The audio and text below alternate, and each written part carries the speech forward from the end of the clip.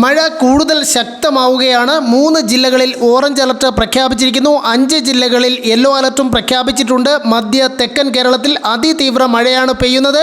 പല സ്ഥലത്തും വെള്ളക്കെട്ട് രൂപപ്പെട്ടിട്ടുണ്ട്. വാഹനങ്ങൾ ഗതാഗതം തടസ്സപ്പെട്ട ദൃശ്യങ്ങളും കാണാം. ഇന്നത്തെ മഴയുടെ ദൃശ്യങ്ങളാണ് നിങ്ങൾ കാണുന്നത്. പത്തനംതിട്ട ജില്ലയുടെ കിഴക്കൻ മലയോര മേഖലയിൽ കനത്ത മഴയാണ്. കോട്ടയം ജില്ലയിലും കനത്ത മഴ.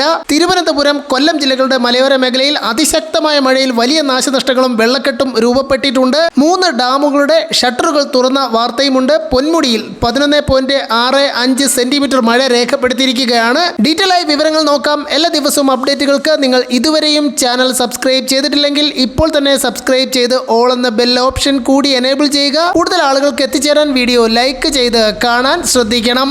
സംസ്ഥാനത്ത് വീണ്ടും മഴ ശക്തമാകുന്നു. ഇന്ന് 3 ജില്ലകളിൽ ഓറഞ്ച് അലർട്ട് പ്രഖ്യാപിച്ചു. കേന്ദ്ര കാലാവസ്ഥാ വകുപ്പ് വൈകുന്നേരം 4 മണിക്ക് പുറത്തുവിട്ട അറിയിപ്പ് പ്രകാരം തിരുവനന്തപുരം, കൊല്ലം, പത്തനംതിട്ട ജില്ലകളിലാണ് വ്യാഴാഴ്ച ഇന്ന് ഓറഞ്ച് അലർട്ട് പ്രഖ്യാപിച്ചിട്ടുള്ളത്. എറണാകുളം, ഇടുക്കി, തൃശൂർ, പാലക്കാട്, മലപ്പുറം എന്നീ 5 ജില്ലകളിൽ യെല്ലോ അലർട്ടും പ്രഖ്യാപിച്ചിട്ടുണ്ട്. നിലവിൽ കർണാടകയ്ക്ക് മുകളിലായി ചക്രവാത ചുഴി സ്ഥിതി ചെയ്യുന്നുണ്ട്. കർണാടക മുതൽ കന്യാകുമാരി തീരം വരെ ന്യൂനമർദ്ദ പാത്തി നിലനിൽക്കുകയും ചെയ്യുന്നു. ഇതിന്റെ സ്വാധീനത്തിലാണ് സംസ്ഥാനത്ത് മഴ ശക്തമാകുന്നത്.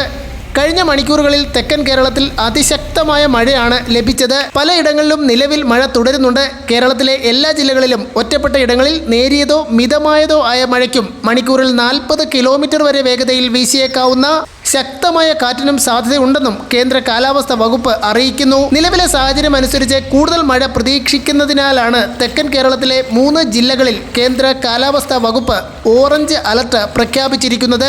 അതിശക്തമായ മഴ അപകടങ്ങൾ സൃഷ്ടിക്കുമെന്ന് സംസ്ഥാന ദുരന്ത നിവാരണ അതോറിറ്റി പുറത്തിറക്കിയ മുന്നറിയിപ്പിൽ പറയുന്നു.